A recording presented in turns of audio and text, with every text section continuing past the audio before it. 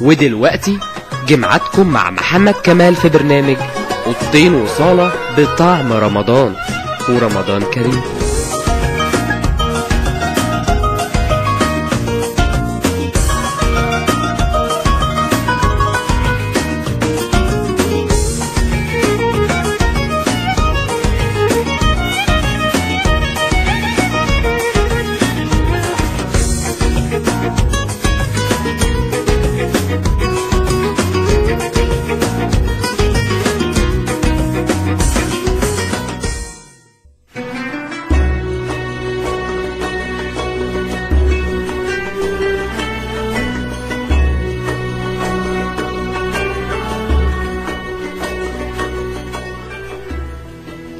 اهلا بيكم في حلقة جديدة من برنامجكم أوضتين وصالة. اهلا بكل مستمعين راديو ويف.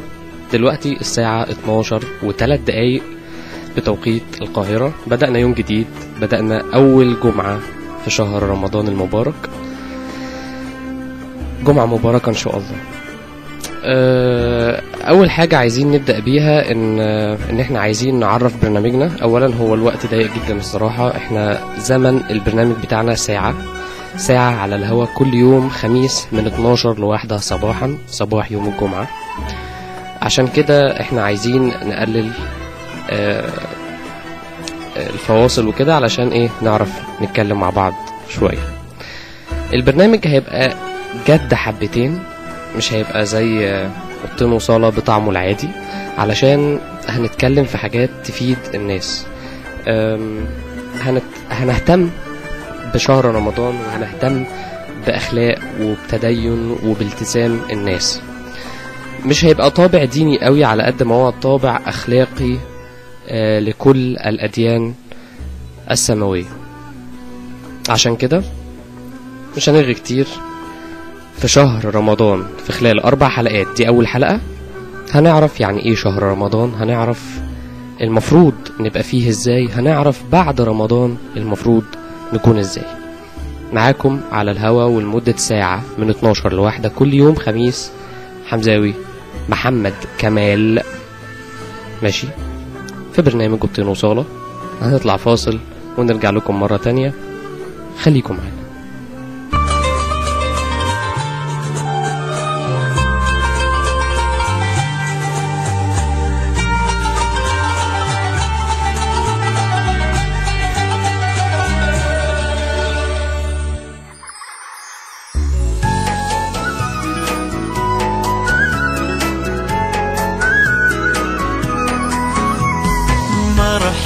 مرحب يا هلال، أهلا أهلا كيف الحال؟ قد غبت وإليك اشتقنا، وانتهى بعدك صار وصال. نعطي صبرا نأخذ أجرا، والله يرانا ويسمعنا. نغفر زلا نوصل أهلا، لأن رمضان يجمعنا، لأن رمضان يجمعنا.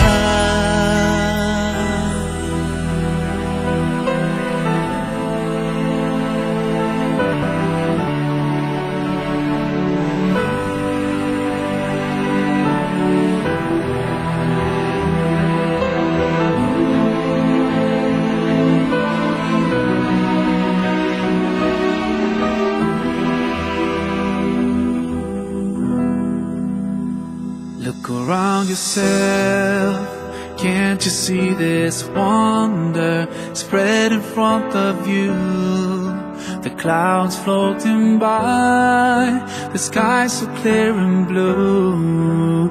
Planets in their orbits, the moon and the sun, such perfect harmony. Let's start questioning ourselves. Isn't this proof enough for us? Or are we so blind to push it all aside? No, we just have to open our eyes, our hearts and minds. If If we just look right, we'll see the signs. We can't keep hiding from the truth and let it take us by surprise. Protect us in the best way, guide us every single day. Keep us close to you until the end of time.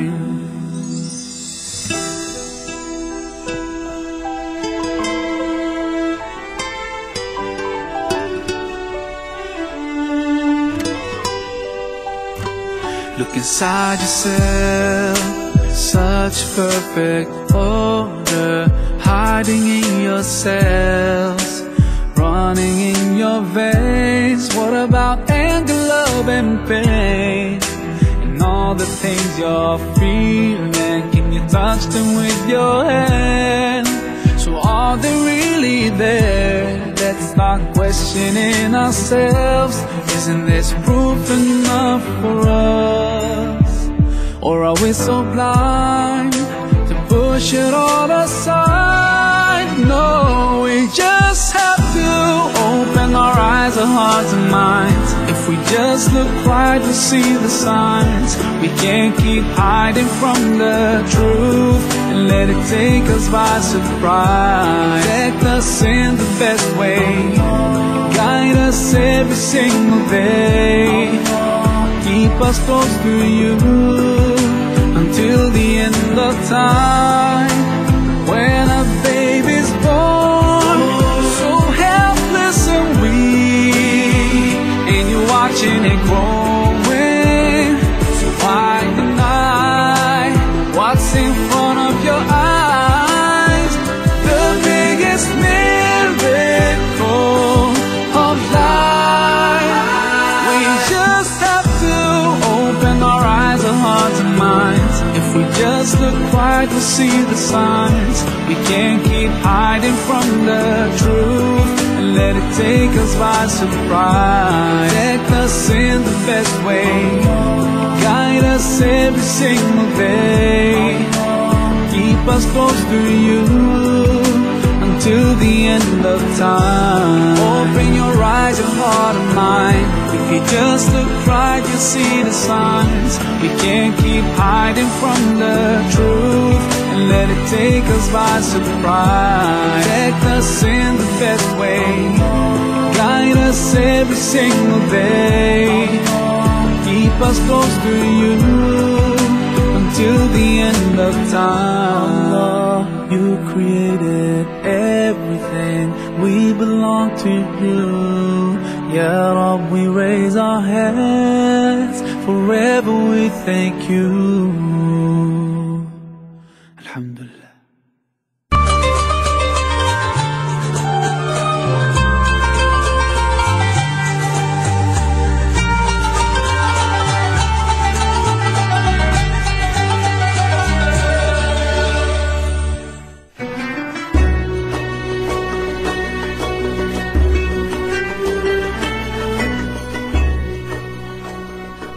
ورجعنا لكم مرة تانية من فاصل سريع جدا عشان نبدأ أول حلقة من حلقات أوضتين وصالة بطعم رمضان. انتوا بتسمعونا على راديو ويف على www.radiowave.tk. ممكن تشاركونا بآرائكم على السايت بتاعنا اللي لسه قايله أو على الصفحة بتاعتنا على الفيسبوك facebook.com/radio.wave.bis radio.wave.bis. نرجع لموضوع حلقتنا عشان نبدأ حلقتنا عشان الوقت ما يسرقناش. عايز اقول حاجة بس، محدش يقول ان البرنامج ده سيدنا الشيخ زي ما بيقولوا. محدش معصوم من الغلط، وانا مش سيدنا الشيخ اكيد يعني. بس ليه ما نحاولش كشباب في سن بعض ان احنا ناخد بايد بعض؟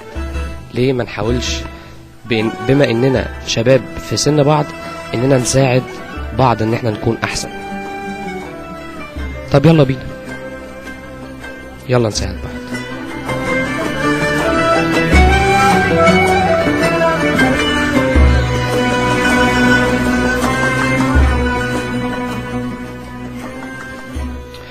موضوع حلقتنا النهاردة موضوع مهم جدا، واعتقد انه هو بداية كل بداية كل تغيير.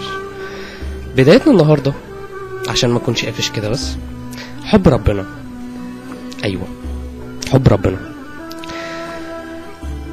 ربنا بيحبنا واحنا بنحب ربنا، صح؟ طب انا اعرف منين ان انت بتحب ربنا؟ عمرك فكرت كده وقعدت مع نفسك قلت انا بحبك يا رب؟ تعالوا ناخدها بمنظور شبابي. انت لما بتحب واحدة او انتي لما بتحبي واحد، مش بينك وبين نفسك بتبقي حاسة ان انتي بتحبيه، صح؟ لما بتبقي اي حد بيحب اي حد في الدنيا مش بيحس ان هو بيحبه؟ طب حد فينا بيحس ان هو بيحب ربنا؟ حد فينا قبل كده فكر مجرد التفكير ان هو يقول لربنا انا بحبك يا رب؟ طيب حتى لو قلنا انا بحبك يا رب، هو اي حد يروح يقول لاي حد انا بحبك يا رب بيبقى بيحبه؟ مش شرط ربنا. لو انت رحت لصاحب صاحبك قلت له انا بحبك، هتبقى بتحبه بجد؟ طب بتعمل علشان الحب ده؟ يعني الحب فعل مش كلام. طيب انت لو بتحب ربنا، اي شخص لما بيجي يحب اي شخص ممكن يحبه من حبه هو فيه. يعني انا بحب صاحبي علشان صاحبي ده بيحبني، ومن كتر حبه فيا انا حبيته. طيب ربنا بقى، ربنا بيحب كل الناس، بيحب كل عباده. في علامات كتير تدل ان هو بيحبنا: الصيام، الصلاة، كل الفروض اللي فرضها علينا، وكل المحرمات اللي حرمها علينا في شريعته وفي سنة نبيه عليه أفضل الصلاة والسلام، كلها نعم مش نقمة، بالعكس. كل واحد لو عرف كل اللي قصده ربنا من ان هو حرم كذا او حلل كذا، هيعرف قد ايه ربنا رحيم بينا، وقد ايه ربنا بيحبنا وغفور رحيم. طيب لو عرفت ان ربنا بيحبك اكيد هتحبه، صح؟ لو دورت ان ربنا بيحبك هتعرف فعلا ان ربنا بيحبك. اقولك ازاي؟ بيقولك يا سيدي ان الارض بتقول لربنا، بتقول له يا رب انا عايزه ابتلع عبادك، دول بيعصوك في الدنيا، يعني انت اللي خالقهم وبيعصوك في الدنيا، بيعصوك على ظهري انا الارض، بيعصوك، ما بيحققوش الهدف اللي انت خلقتهم عشانه، عبادتك وتعمير الارض، لا دول بيخربوها، بيخربوني يا رب، انا عايز ابتلعهم. ربنا قال لها لا. السماء قالت له يا رب انا عايز امطر عليهم نار مش ميه، دول بيعصوك يا رب، انت ازاي ساكت كده يا رب؟ قال لها لا. عارفين ليه السبب؟ ربنا سبحانه وتعالى قال لهم انتوا خلقتوا العبد ده، انتوا خلقتوا العباد دي كلها، لو كنتوا انتوا اللي خلقتوهم كنتوا ارحم بيهم، عشان كده انا رحيم بيهم. شايف رحمة ربنا عليك؟ ربنا ارحم من على اولادها، ربنا ارحم على الرضيع من رحمة امه عليه. تخيل، عشان ربنا هو اللي خلقنا.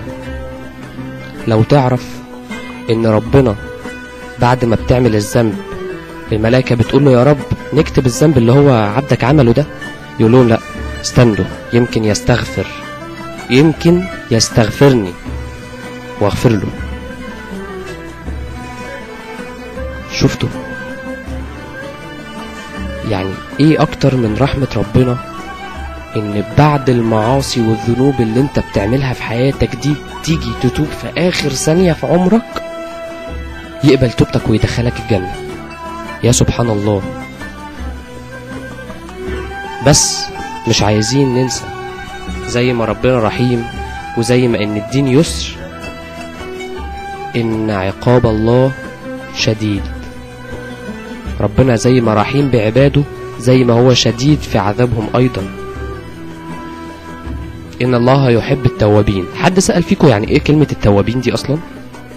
كلمة التوابين دي واحد بيتوب، بعد كده يرجع يعمل معصية، بعد كده يتوب تاني لربنا، وبعد كده يرجع يعمل نفس المعصية تاني ويتوب تاني ويعملها تاني ويتوب. المهم ان هو بيتوب، المهم ان هو عارف ان اللي بيعمله ده معصية. للأسف في هذا الزمان معظم الناس بتعمل المعاصي وتحللها ايضا.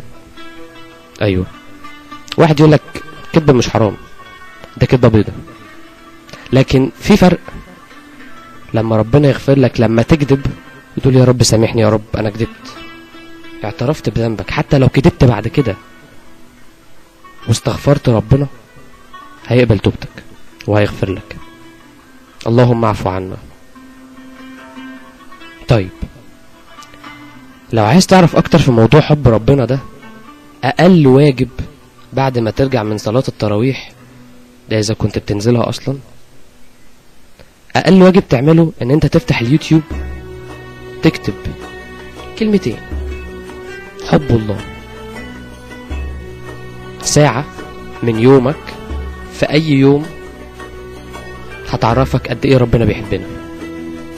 طيب لما تيجي تقول بقى ان ربنا بيحبنا فانا كمان هحبه، طب تعرف ازاي ان انت بتحب ربنا؟ اولا لو اي حد بيحب اي حد بيحب ان هو يذكره كتير، يذكر محاسنه. ايوه، يعني انت تذكر ربنا كتير معناها ان انت بتحبه. حاجة كمان ان انت تحب اللي بيحبه. انت لو بتحب صديق ليك وفي بعض الاشخاص التانيين بيحبوه وبيذكروا محاسن هذا الشخص، هتحبهم ولا لا؟ هتحبهم. طيب لو واقفين معاك وبيذموا في صاحبك ده، بيشتموه، ده كذاب، ده مش عارف ايه، بصفات ليست فيه، او ان الاشخاص السيئين دول بيحاولوا يبعدوك عن الشخص اللي انت بتحبه ده، هل هتحبهم؟ هل هتوافق ان انت تبعد عن الشخص ده عشان خاطر دول؟ لا. لو وافقت يبقى انت ما بتحبش الشخص ده، يبقى انت ما بتحبش ربنا والعياذ بالله. فاهم الفكرة؟ لو بتحب ربنا هتحب اللي يحبه وهتكره اللي يحاول يبعدك عنه، او هتكره اللي مش قريب منه. بمعنى اصح ان انت هتحب ان انت تكون صحبة صالحة تقربك من اللي بتحبه، تقربك من الله عز وجل. طيب حاجة كمان، بتحب ربنا، اي حد بيحب اي شخص بيبقى مشتاق ان هو يشوفه. انت لو بتحب صاحبك هتبقى عايز ان انت تنزل وتشوفه وتقابله، واول ما تكلمه والله وحشتني يا راجل، كنت فين كل الايام دي. طب هل انت مشتاق للقاء وجه الله بجد؟ يعني انت فكرت في يوم من الايام كده ان انت نفسك يوم القيامة ده ويجي علشان تشوف وش ربنا، تشوف ربنا كده قدامك، ربنا اللي خلق الخلق ده كله؟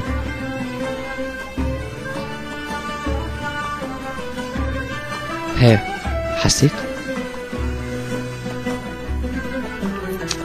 سيدنا الرسول عليه افضل الصلاة والسلام قال في مرة ودعا: اسألك الشوق الى لقائك الكريم. بيدعي ربنا بيقول له اسألك الشوق الى لقائك الكريم. ده سيدنا الرسول عليه افضل الصلاة والسلام. صلوا على حبيبنا المصطفى، صلوا على النبي كمان مرة. طيب لو انت بتحب صاحبك ده وفي حد تاني ماشي معاه، او هو الحد ده صاحبك بعتهولك عشان يخليك تعمل الخير، هتعمل الخير مع اللي بعتهولك ده ولا لا؟ بمعنى اصح ان ربنا لو انت بتحبه هتتبع من يتبعه، هتتبع النبي عليه افضل الصلاة والسلام، هتتبع سنته. هل فكرت في قبل كده ان انت بتتبع سنة النبي عليه افضل الصلاة والسلام ولا لا؟ بتتبع سنة الحبيب المصطفى اللي جاي من عند ربنا، اللي ربنا بعتهولك مخصوص بالهداية وبدين الاسلام، ان الدين عند الله الاسلام. هل فكرت قبل كده ان انت بتتبع سنته ولا لا؟ للاسف في الزمن ده لما بنلاقي حاجه سنه بنقول لا دي مش مفروضه. ياه، للدرجه قد كده مش فاضيين ان احنا نتبع سنه الرسول؟ يا دوبك بنأدي الفرائض، ده اذا كنا بنأديها. للدرجه الدين بقى تقيل على قلبنا قوي كده. كام واحد في الدنيا دي كلها بيحب ربنا؟ في اتباع النبي قال رسول الله: قل إن كنتم تحبون الله فاتبعوني. قل إن كنتم تحبون الله فاتبعوني، يعني لو بتحبوا ربنا اتبعوني، اتبعوا النبي المرسل من الله إليكم بالرسالة بآخر الكتب السماوية، القرآن الكريم. يعني انت معرفتش قيمتك عند ربنا كويس. زي ما بيقولوا كده، انت بتحب وطنك؟ لا. طب ليه يا عم؟ اصلا ما بيحبنيش، ما يعني مش معرفني قيمتي عنده، يعني بيهني وبيبهدلني، كرامتي مش محفوظة عند الوطن، صح؟ فانت ما بتحبش مصر مثلا، ما بتحبش وطنك. لكن لو وطنك ده عامل لك قيمة، محترمك، هتحبه ولا لا؟ طب ليه بقى ما بتحبش ربنا؟ السيدة، اي سيدة في العالم حقها مهدور بسبب ان هي مش عارفة قيمتها كويس. للأسف الشديد ان ربنا ما خلقش الست او ما خلقش حواء علشان تكون جسم فقط، ما تكونش مجرد شهوة ولذة للرجل تمحى بعد فترة. لا، دي ليها دور زيها زي الراجل. الاتنين بيكملوا بعض عشان يعمروا الكون ويعبدوا ربنا، عشان ده أساسه، ده هدف لازم يتحقق. فكرت قبل كده انت ايه حققته من الهدفين الأساسيين اللي ربنا خلقك عشانهم؟ فكرت قبل كده؟ فكرتش. أول حاجة لازم نبدأ بيها نفكر في حب ربنا، نفكر ازاي نحب ربنا. وعلى فكرة، لو انت ما حبيتش ربنا من نفسك محدش هيحببك فيه بأقل الإمكانيات. صدقني، استغل هذا الشهر الكريم في ان انت تبقى واحد تاني، حتى لو كنت قد كده بتعصي ربنا. استغل الشهر ده ان انت تبقى شخص مختلف.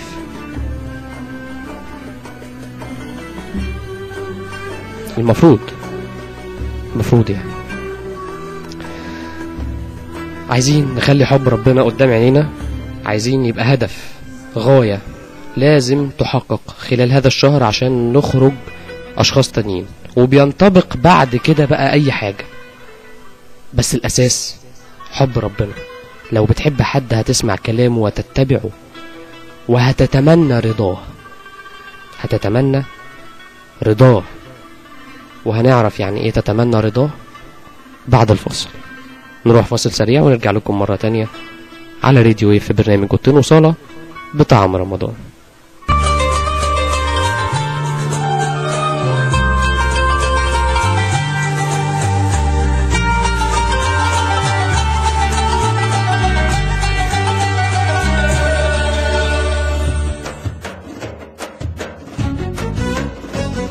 رضيت بالله ربا وبالإسلام دينا. رضيت بالله ربا وبالإسلام دينا، وبمحمد صلى الله عليه وسلم نبيا ورسولا.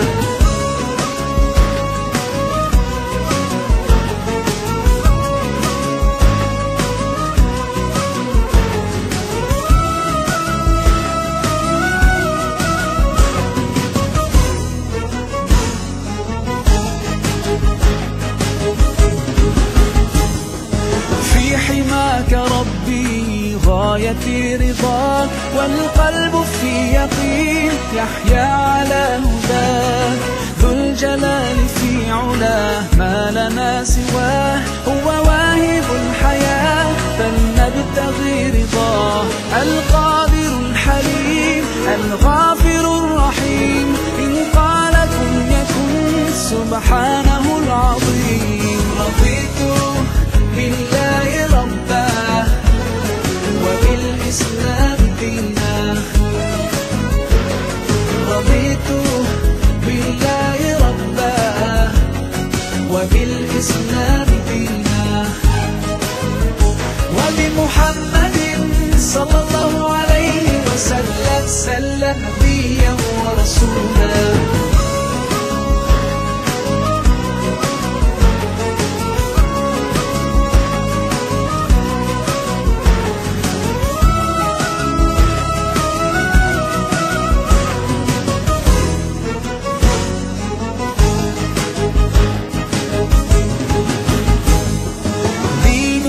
حياة ديننا عطاء والكون من ضياء يستلهم الصفاء.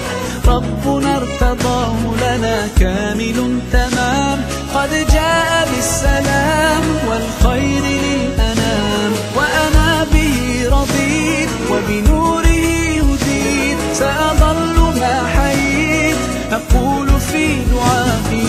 رضيت بالله ربا وبالإسلام دينا.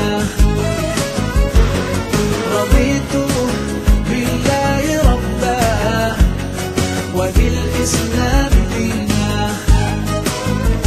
وبمحمد صلى الله عليه وسلم نبيا ورسولا.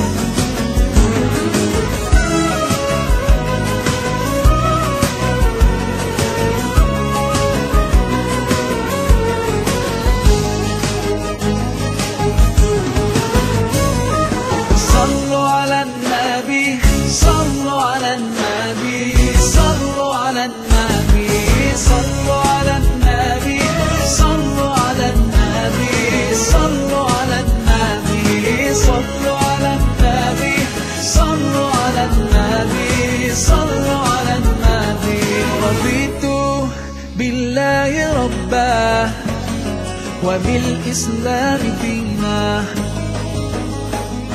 رضيت بالله ربا وبالإسلام دينا.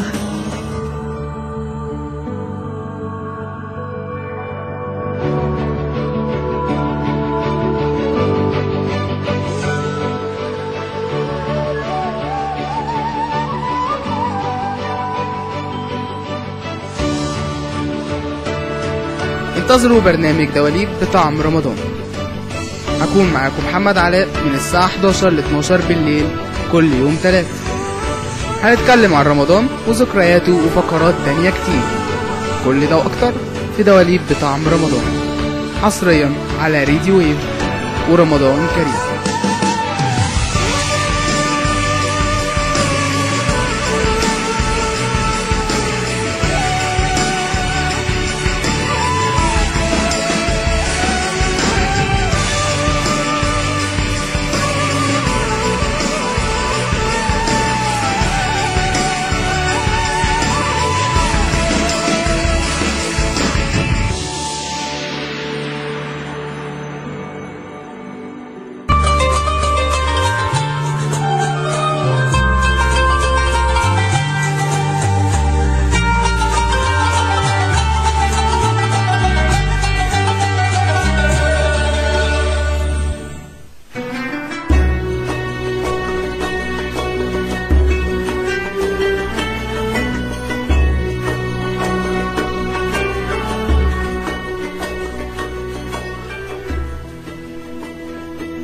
ورجعنا لكم مرة تانية على الهواء مباشرة على راديو ويف. انتوا بتسمعوا برنامج الطين وصالة بطعم رمضان مع محمد كمال.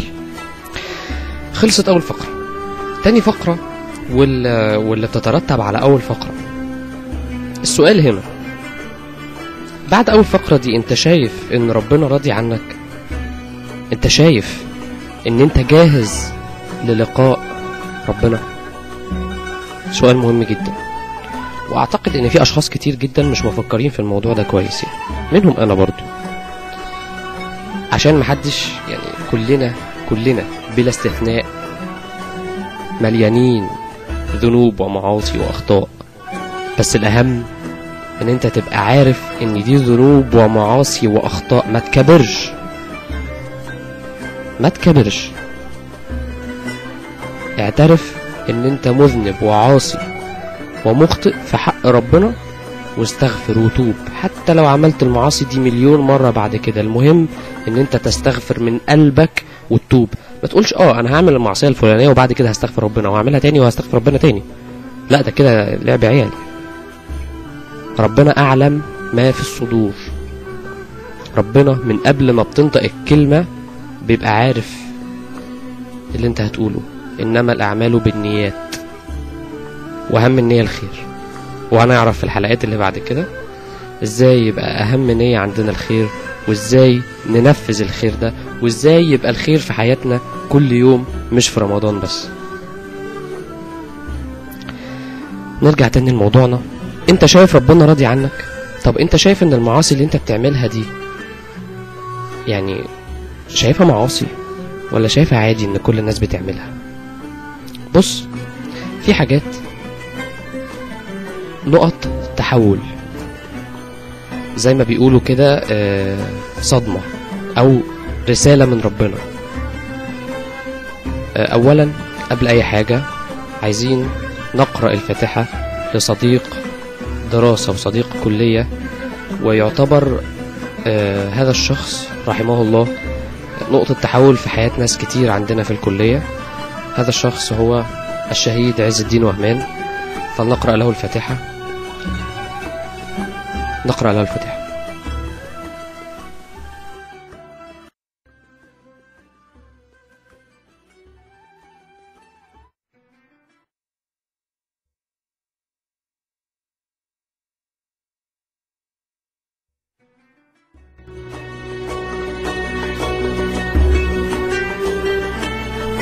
عايزين ندعي لجميع أموات المسلمين. اللهم اغفر لهم وارحمهم واسكنهم فسيح جناتك يا رب العالمين. زي ما قلنا لازم تشوف اللي انت بتعمله ده معاصي، اللي انت بتعمله غلط في حياتك لازم تشوفه معاصي. دي أول طريق الهداية، ان انت تشوف اللي انت بتعمله غلط ده معاصي، وتستغفر ربنا بحق، تستغفر ربنا وتتوب بقلب طاهر. وزي ما ربنا قال برضو وعدها ان الله يحب التوابين، واظن احنا عرفنا يعني ايه كلمة توابين. دي حاجة مهمة. حاول ترضي ربنا. اول حاجة قلناها تحب ربنا، بعد كده تحاول ترضيه. شوف ايه اللي بتعمله غلط وحاول تقلله. احنا بني ادمين وهنفضل الى يوم الدين بنغلط وبنعصي ربنا. حاول ما تسمعش كلام الشيطان، وهنتكلم عن الشيطان في حلقات جاية ان شاء الله، وازاي ان احنا نقدر ان احنا نتفادى الشيطان. فكر في اسئلة كده جواك، وشوف انت هتقدر تعمل فيها ايه. شوف هتقدر بعد اللي انت فكرت فيه ده ان انت تقابل ربنا ولا لا. حاول تجهز نفسك للقاء ربنا. حاول تعيش يومك كأنه آخر يوم. حاول تعيش يومك كأنه آخر يوم. اقول لك حاجة حلوة، ناس كتير جدا مننا بتصوم. طيب ما فكرناش ازاي نصوم صح؟ طب ازاي اصلا؟ ثانية الفرض الاول ايه؟ الصلاة. طيب تخيل كده واحد ما بيصليش وبيصوم. على فكرة ترتيب الفروض واجب، يعني انت لازم تكون تصلي عشان تقدر تصوم وربنا يتقبل صومك، وهكذا عشان تحج لازم تكون بتعمل كل الفروض اللي قبل كده المفروضة عليك وبحق، عشان تقدر تحج وتتقبل لك الحج اللي انت حجيته ده، حج عمره. فهمتوا؟ كتير مننا، وده مش عيب، كتير مننا يعتبر لا يفقه شيء في الدين الصح. لازم قبل ما ناخد الدين اللي يخلينا قريبين من ربنا نعرف احنا بناخده من مين. مش اي حد يتكلم في الدين نقول ان ده شيخ ونتبعه، مش اي حد يقول اي آية قرآنية كده نصدقه. تمام؟ لازم نتحقق من مصادر ديننا، مش من اي حد نجيب ديننا. عندنا مصدرين، كتاب الله وسنة الرسول عليه افضل الصلاة والسلام. المصدرين دول اللي نقدر نجيب بيهم ديننا صح ونمشي عليه الصح عشان نقدر نقابل ربنا. فكر مع نفسك، اطرح على نفسك الأسئلة دي، وحاول تقلل من أخطائك في شهر رمضان. وبعد شهر رمضان شوف انت قادر تقابل ربنا ولا لا. لو مشيت بمبدأ ان انت تعيش كل يوم كأنه آخر يوم ليك في الدنيا وان انت بعده هتموت، اعتقد ان انت مش هتعمل اي حاجة حرام ولا هتغضب ربنا. صح؟ ما بنقولش ان انتوا تقعدوا طول الليل والنهار في المسجد او الجامع او في البيت ان انتوا تصلوا وتصوموا، لا، العمل عبادة. لازم تشوف حياتك بس مش قبل اخرتك.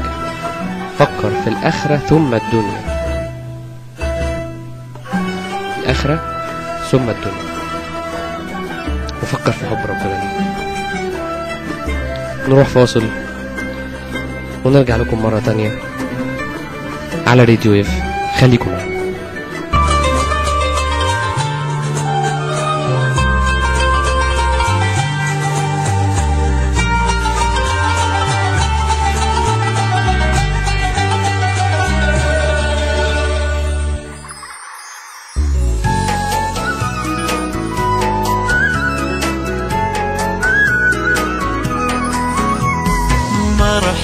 مرحب يا هلال، أهلا أهلا كيف الحال؟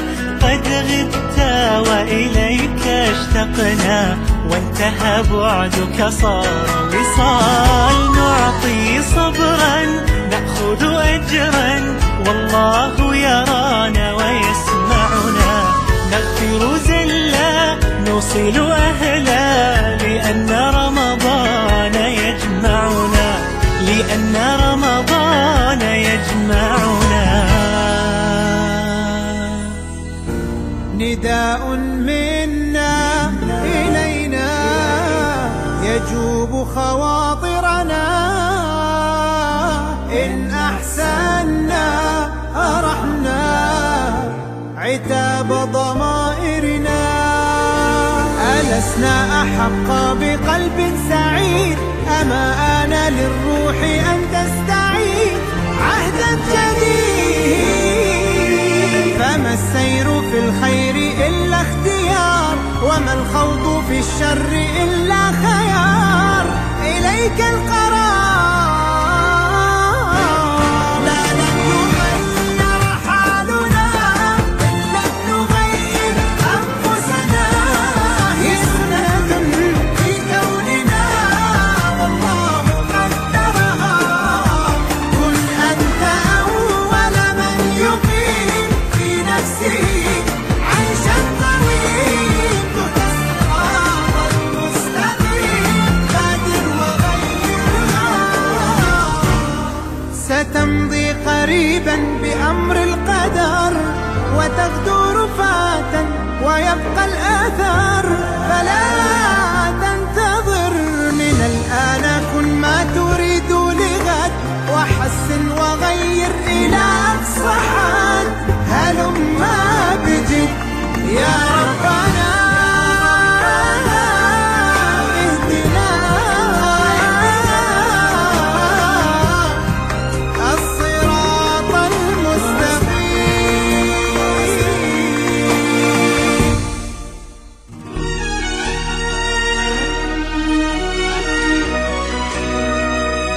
متحدين نقف متفرقين نسقط.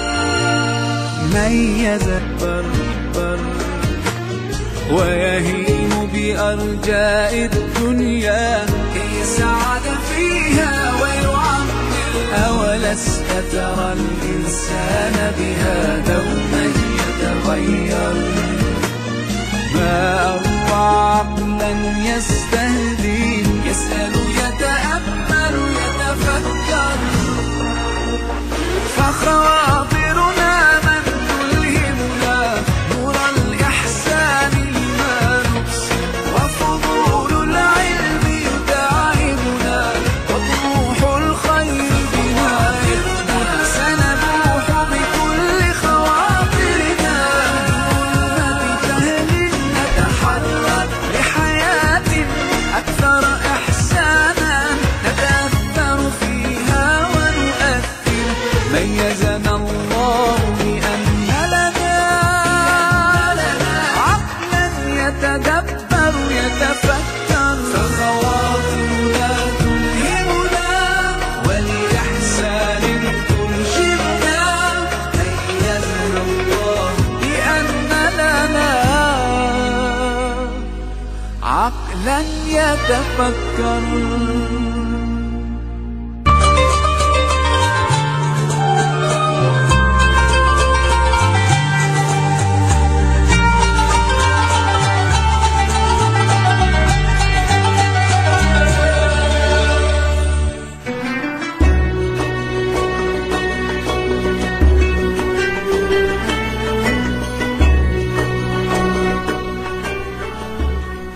ورجعنا لكم مرة تانية من فاصل سريع جدا على راديو ويف. انتوا بتسمعوا برنامج اوضتين وصالة بطعم رمضان مع محمد كمال كل يوم خميس من 12 لواحدة صباحا.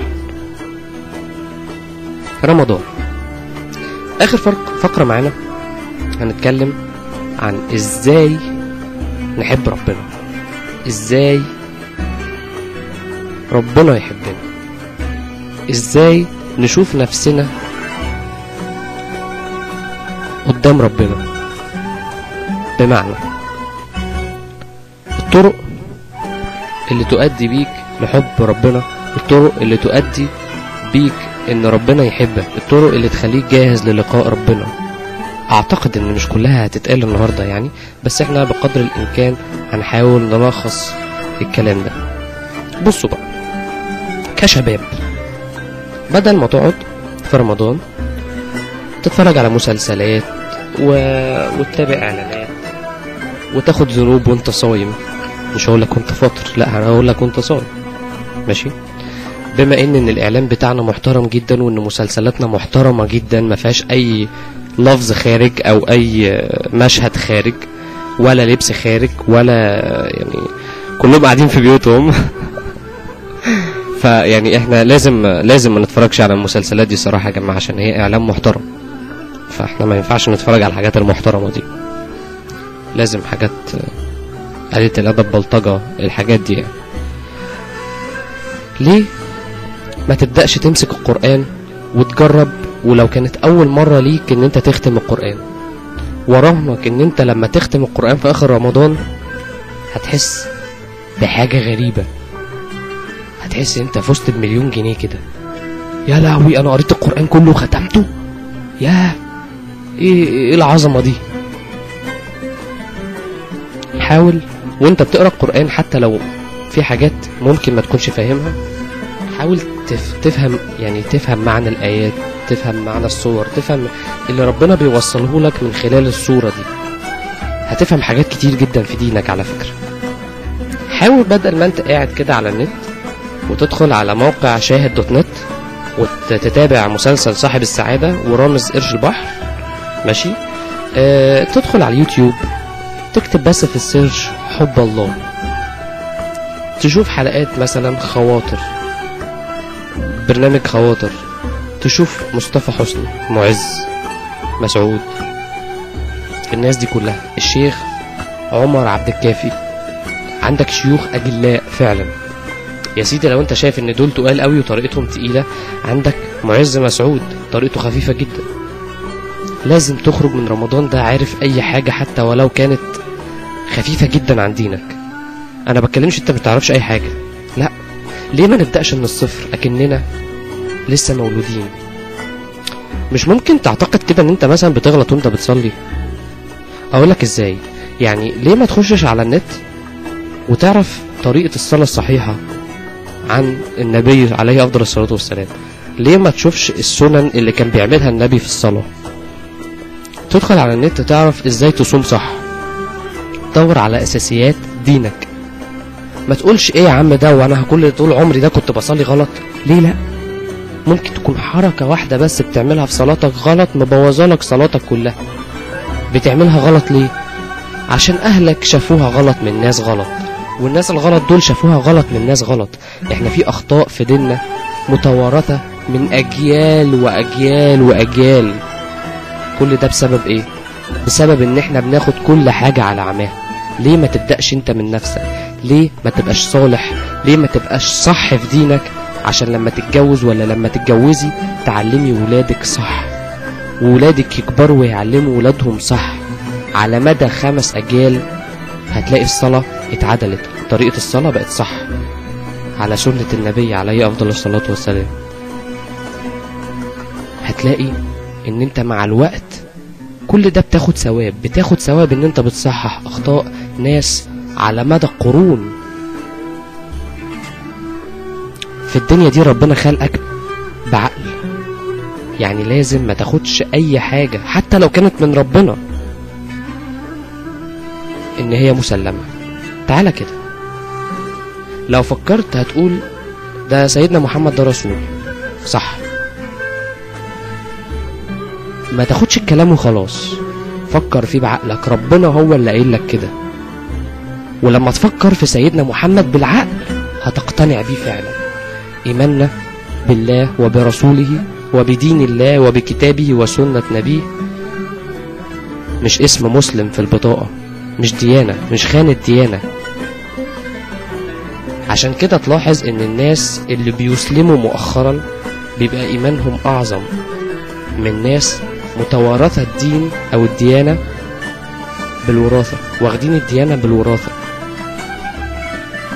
فهمت الفكرة ايه؟ الفكرة ان انت عندك اسهل الطرق، مش ان انت تبقى شيخ، لا، ان انت تعرف دينك صح. استغل رمضان، بدل ما انت قاعد في البيت انزل صلي في الجامع، ما فيهاش حاجة. اظن في جامع تحت بيتك. اقول لك حاجة يا سيدي، الجامع بعيد، انزل صلي، وكل خطوة هتاخدها ثواب وحسنة، اهي تمحي شوية من السيئات اللي عندك، حسنة تنفعك يوم القيامة، يوم ما تبقى واقف قدام ربنا وناقص لك حسنة وتخش الجنة ومش لاقيها. يا رب رجعني ثانية بس في الدنيا اجيب الحسنة دي من اي حتة. انزل صلي في الجامع، مش هقولك في الدراسة، في الاجازة، انت فاضي في الاجازة انزل صلي في الجامع في الاجازة.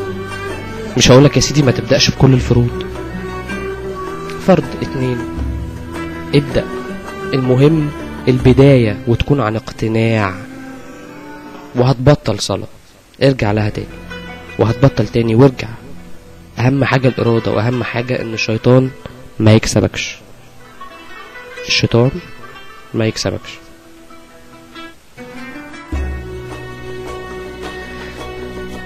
ادخل على اليوتيوب، في فيديوهات كتير جدا ممكن تساعدك ان انت تعرف ازاي تصلي وتصوم وتزكي. واعتقد ان كتير مننا ما يعرفش اصلا حاجة عن الزكاة. لا، ده فيها اصول وفيها شروط لازم تعرفها. حاول تتحكم في معاصيك في هذا الشهر، حاول تتحكم في معاصيك واخطائك في هذا الشهر. حاول، ابدأ، مش هتخسر حاجة. الحاجات اللي بتحبها من المعاصي حاول تقول لا، ده ربنا شايفني. اقول لك حاجة، حاول تخاف ربنا. لو خفت ربنا فعلا وحسيت ان هو شايفك بجد، وان انت هتتحاسب حساب عسير على كل معصية انت بتعملها، هتبطل معاصي. مش هقولك هتبطلها كلها، حاول تتحكم في نفسك، حاول تتحكم في الحيوان اللي جواك، في غرائزك وشهواتك. أيوة، الشهوة مش مجرد لا، الشهوة أي حاجة بتضر الجسم. أيوة، على فكرة شهوة الأكل، لما الواحد يكون عنده شهوة الأكل دي حاجة مش حرام، بس بتضرك وانت بتاكل كتير. طيب تعال لحاجة تانية، ولا بلاش، كلنا عارفين اللي فيها. يا ريت نتحكم في المعاصي اللي احنا متعودين عليها في الشهر ده، يمكن ربنا يغفر لنا ونطلع كويسين من الشهر ده ونكمل كويسين. اللي احنا عايزينه من البرنامج ده ان احنا نستغل شهر رمضان عشان نخلصه، نكون بني ادمين كويسين سنة، نكمل بقى على ده، نكمل على الشخص الجديد اللي هتطلع بيه من رمضان، الشخص اللي قادر نوعا ما ان هو يقابل ربنا.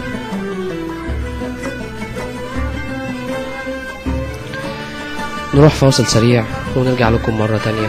انتوا بتسمعوا ابطنوا صلاة طعم رمضان مع محمد كمال، خليكم.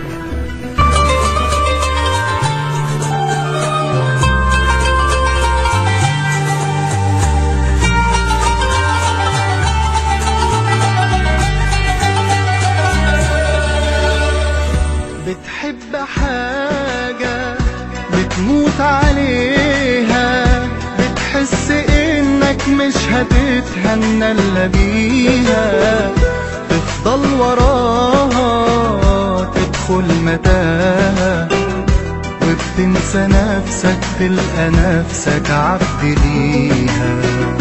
بتحب حاجة بتموت عليها، بتحس انك مش هتتهنى الا بيها، تفضل وراها تدخل متاهة، وبتنسى نفسك تلقى نفسك عبد ليها. فوق من اللي انت فيه، ربك دايما جنبك، لو ناديته هتلاقيه. جايز ده اختبار، ركز في الإجابة وقول يا رب وخد قرار. فوق من اللي انت فيه، ربك دايما جنبك، لو ناديته هتلاقيه. جايز ده اختبار، ركز في الإجابة وقول يا رب وخد قرار.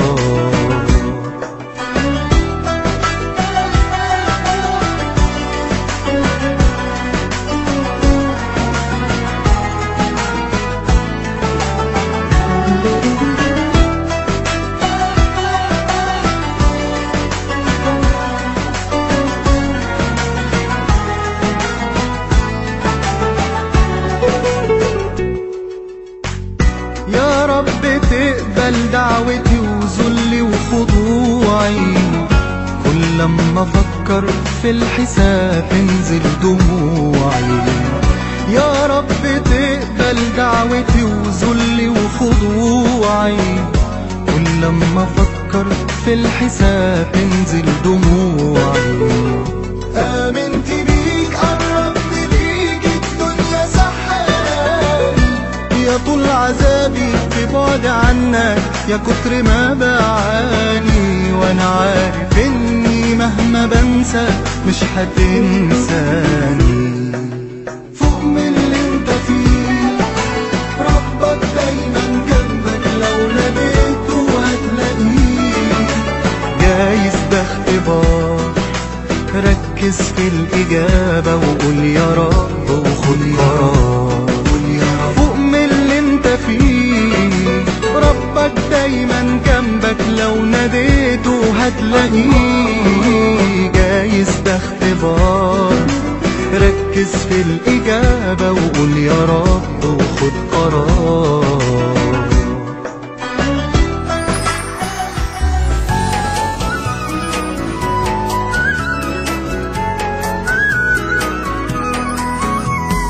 مرحب مرحب يا هلال، أهلا أهلا كيف الحال؟ قد غبت وإليك اشتقنا وانتهى بعدك صار وصال نعطي صبرا نأخذ أجرا والله يرانا ويسمعنا نغفر زلا نوصل أهلا لأن رمضان يجمعنا لأن رمضان يجمعنا.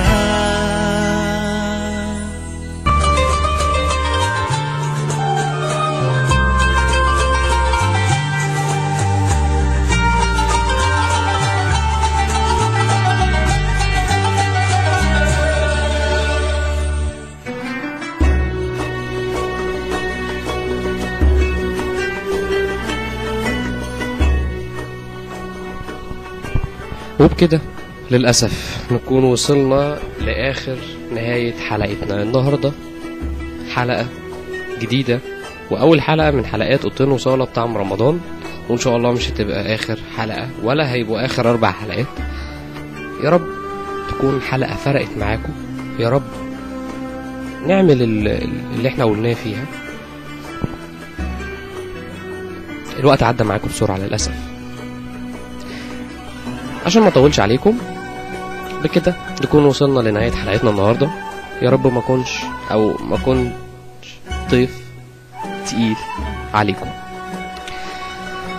نشوفكم في حلقة جديدة من برنامج أوضتين وصالة بطعم رمضان كل يوم خميس من 12 ل1 صباحا في رمضان على مدار 4 حلقات، وادي حلقة منهم ضاعت، ناقص 3 حلقات، يعني في أسبوع بحاله خلص في رمضان. عايزين نخرج من رمضان ده أشخاص تانيين. يا رب تكون الحلقة عجبتكم. هنروح نسمع دلوقتي حلقة صغيرة كده من برنامج بسمة أمل، وبيها هنختم حلقتنا النهاردة. نشوفكم يوم الخميس الجاي إن شاء الله، وتصبحوا على ألف خير ومع ألف سلامة.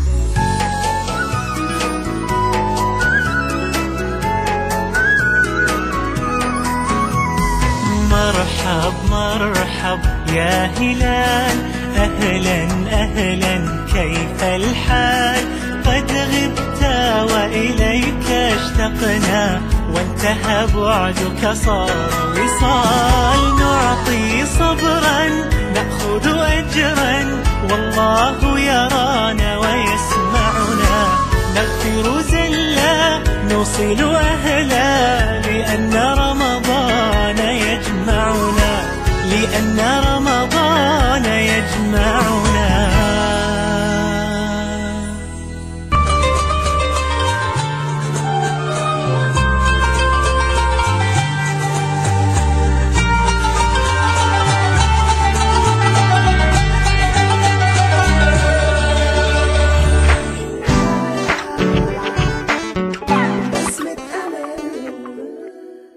بسم الله الرحمن الرحيم. أهلا بيكم وبسمة أمل جديدة. أمل النهاردة عن الرجال والنظرة للنساء.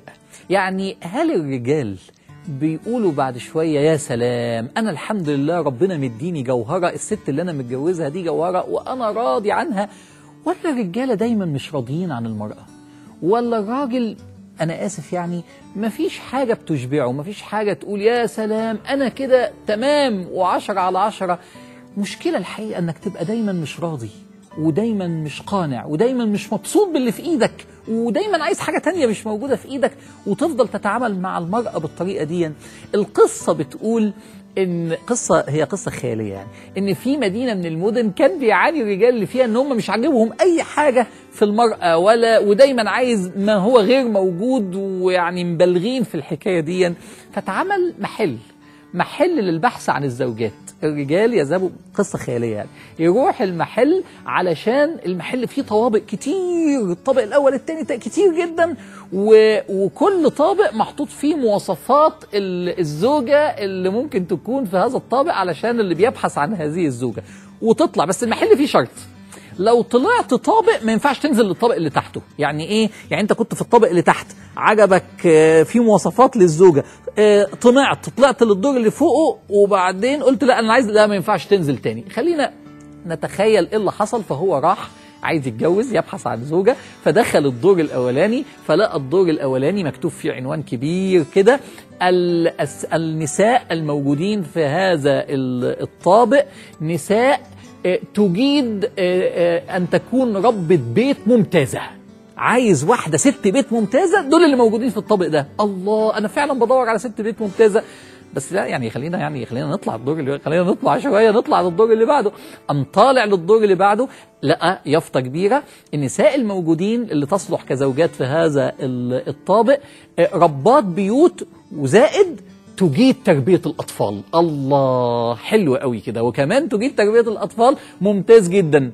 لا بس برضه نطلع الدور اللي بعده، يعني اكيد في حاجه احلى، يعني مش كفايه كده. قام طالع الدور اللي بعده، اليافطه: النساء الموجودين في الدور دون تجيد تربيه الاطفال وربة بيت ممتازه، وكمان مؤمنه بالله ايمان كبير، يعني ست ايمانها حلو قوي. الله، جميل جدا. لا بس برضه نطلع الدور اللي بعده، يعني قام طالع الدور الرابع: النساء الموجودين في هذا الدور تجيد تربيه الاطفال، ربة بيت ممتازه، مؤمنه بالله وشديد الجمال. يا سلام، بس خلاص كده، هو ده اللي احنا بندور عليه، وكمان حلوين قوي. لا بس طب ما لسه في دور، طب ما نطلع، لا نطلع شويه. قام طالع الدور اللي بعده: النساء الموجودين في هذا الدور بقى ربات بيوت وبيجيدوا كذا وبيجيدوا كذا وشديد الجمال، وتجيد الرومانسيه والتعامل مع زوجها بحنية وإسعاده. الله، وكمان رومانسية حلوة ورومانسية وبتربي. طب أنت عايز إيه يعني طب خلاص بقى، خلاص كفاية كده. لا نطلع الدور اللي بعده. ما هي أصلا طريقة تفكير يعني فيها عدم ما بيشبعش يعني. فطلع حظه بقى، قام طالع الدور اللي بعده، لقى يافطة موجودة: هذا الدور لا يوجد به نساء، وأنت الزائر رقم 4,363,000 اللي زاروا الدور دون. كل الرجالة طلعوا للدور. وصلت الفكرة؟ إيه بقى عايز تقول لنا إيه؟ لو ربنا ادالك جوهرة اوعى تفرط فيها. لو جات لك ست جوهرة حافظ عليها، يحسن تطلع الدور اللي بعده ما تلاقيش حاجة خالص وتفقد كل حاجة. صحيح 4 مليون عملوا نفس الغلطة، وكل شوية يقول طب عايز أكتر عايز أكتر عايز أكتر. مفيش أكتر، ممكن تفقد كل شيء. لو ربنا اداك جوهرة ابتسم بسمة أمل وحافظ عليها. في ستات جواهر، اوعى تروح من ايدك. شكرا، السلام عليكم ورحمة الله.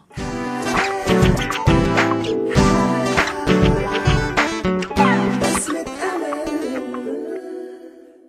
بسمة أمل.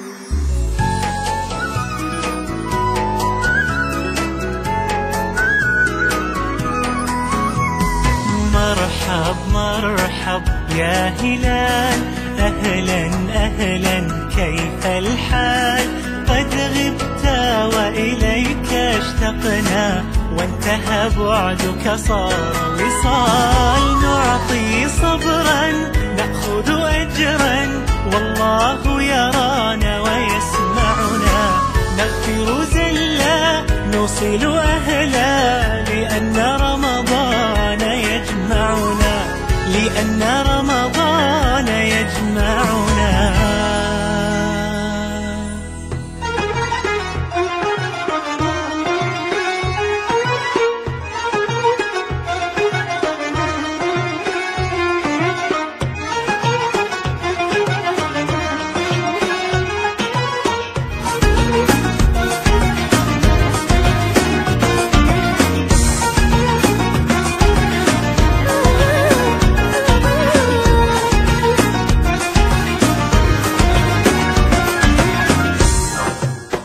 انتظروا برنامج الطين وصالة بطعم رمضان. هكون معاكم محمد كمال كل يوم خميس الساعة 12 بالليل ولمدة ساعة على الهوا. هنعرف ازاي نعيش شهر رمضان صح ونخرج منه أشخاص أحسن من زمان. كل ده وأكتر في الطين وصالة بطعم رمضان، حصريا على راديو ويب. ورمضان كريم.